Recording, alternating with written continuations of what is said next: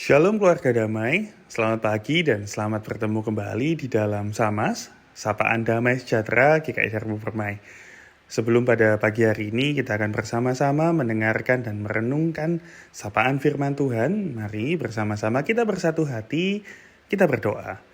Selamat pagi Tuhan, puji syukur kami naikkan kehadirat-Mu. Terima kasih atas kesempatan pada pagi hari ini Tuhan masih mengizinkan kami untuk bersama-sama mendengarkan kebenaran firman Tuhan yang akan disampaikan.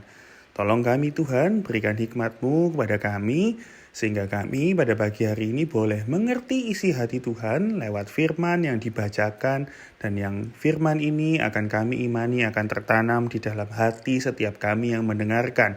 Berbicaralah Tuhan, kami siap mendengarkan.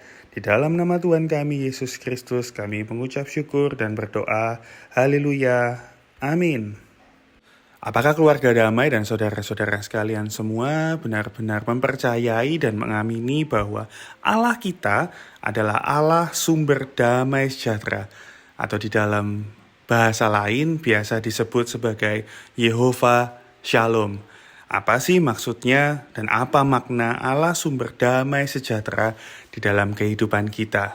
Untuk mendasarinya, mari bersama-sama kita buka Alkitab kita. Ayat Alkitab pada pagi hari ini terambil dari Yesaya 9 ayatnya yang ke-6. Yesaya 9 ayat yang ke-6 berbunyi demikian. Besar kekuasaannya dan damai sejahtera tidak akan berkesudahan di atas tahta Daud dan di dalam kerajaannya. Karena ia mendasarkan dan mengokohkannya dengan keadilan dan kebenaran, dan dari sekarang sampai selama-lamanya kecemburuan Tuhan semesta alam akan melakukan hal ini. Di dalam kehidupan ini, di dalam kehidupan kita sehari-hari, seringkali kita ini dilanda kesulitan dan kecemasan. Meskipun kadangkala kecemasan itu asalnya bukan berarti harus selalu dari si iblis atau si jahat. Kadang-kadang kecemasan atau masalah yang timbul itu muncul karena pikiran kita sendiri. Fenomena yang sering terjadi, dan mungkin kita semua yang mendengarkan renungan pada pagi hari ini juga merasa fenomena yang akhir-akhir ini atau beberapa tahun terakhir ini menimbulkan sebuah polemik di mana kecemasan itu bisa timbul dan muncul dari sosial media. Loh, kok bisa? Apa hubungannya sosial media dan kecemasan? Perhatikan, begitu banyak orang yang menampilkan kebahagiaannya, bahkan orang-orang terdekat di sekitar kita, keluarga kita, saudara kita, rekan pelayanan kita, rekan sekerja kita, yang menampilkan kehidupannya sepertinya sangat bahagia yang ditampilkan di sosial medianya. Ketika kita melihat Instagram story atau Instagram post dari teman-teman kita yang sedang berlibur atau sedang menikmati rumah baru, sedang mendapatkan kelahiran anaknya yang pertama, mendapatkan promosi atau kenaikan jabatan, kita langsung merasa cemas. Kok hidup saya tidak seindah atau tidak semenyenangkan saudara atau teman saya ini? Disinilah kecemasan yang kita timbulkan sendiri dari pemikiran kita. Padahal kenyataannya berdasarkan survei yang dikaji dan ditampilkan bahwa social media is a fake. Sosial media itu tidak menunjukkan sebagaimana yang sebenarnya. Orang hanya menunjukkan kesan positif dan kehidupannya yang serba bahagia itu di sosial media. Padahal aslinya belum tentu demikian. Kita pasti sangat familiar kan dengan jargon yang berkata rumput tetangga selalu lebih hijau. Ya, itulah sosial media. Ketika kita melihat kehidupan teman kita kok kelihatannya begitu menyenangkan, padahal kita tidak tahu masalah apa yang sedang dia alami saat ini, cobaan dan rintangan apa yang dia alami saat ini, dan hanya bisa melihat sisi positifnya saja atau sisi enaknya saja. Dan yang harus sama-sama kita sepakati adalah sebagai anak-anak Allah, kita memiliki sumber damai sejahtera yang dari dulu, sekarang, dan selama-lamanya tidak pernah berubah, yaitu Tuhan Yehova Shalom. Nama Yehova Shalom berarti Tuhan adalah damai sejahtera.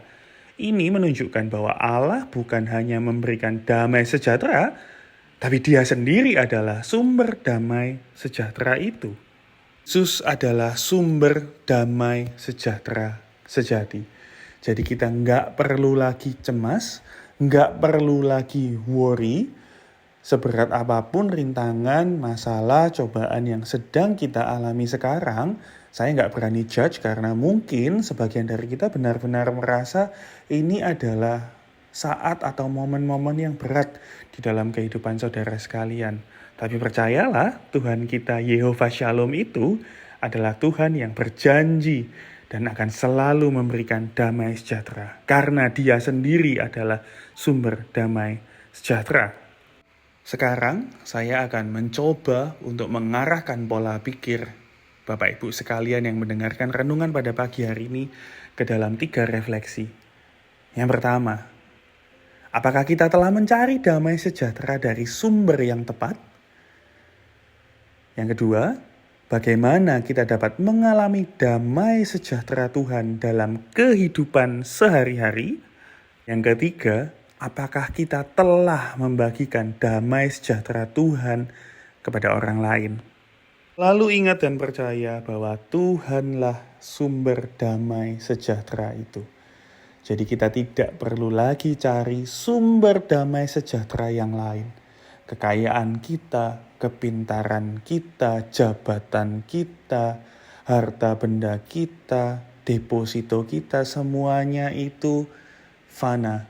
Semuanya itu adalah titipan dari sang sumber damai sejahtera itu sendiri. Ayo sama-sama kita baca ayat ini. Filipi 4 ayat yang ke-7. Berkata demikian, damai sejahtera Allah yang melampaui akal manusia akan menjaga hati dan pikiranmu dalam Kristus Yesus. Enggak perlu takut lagi, enggak perlu cemas lagi, enggak perlu khawatir lagi, karena damai sejahtera Allah lah melampaui segala akal pikiran kita manusia. Dan saya akan menutup renungan pada pagi hari ini dengan sebuah ayat. Yohanes 3 ayat 17 berkata demikian. Sebab Allah tidak mengutus anaknya ke dalam dunia untuk menghakimi dunia, melainkan untuk menyelamatkannya. Mari sama-sama kita tutup renungan kita pada pagi hari ini di dalam doa. Tuhan Allah Yehova Shalom, kami bersyukur karena Engkau adalah sumber damai sejahtera kami. Tolonglah kami untuk selalu mencari-Mu dan membagikan damai sejahtera-Mu. Tolong kami untuk selalu bersandar kepada-Mu, Allah Sang Sumber Damai Sejahtera itu. Hamba-Mu selesai, berkati setiap kami yang mendengarkan renungan pada pagi hari ini, sehingga kami boleh menanamkan ini di dalam kehidupan kami. Di dalam nama Tuhan Yesus, kami telah mengucap syukur dan berdoa. Haleluya. Amin. Have a good day, everyone.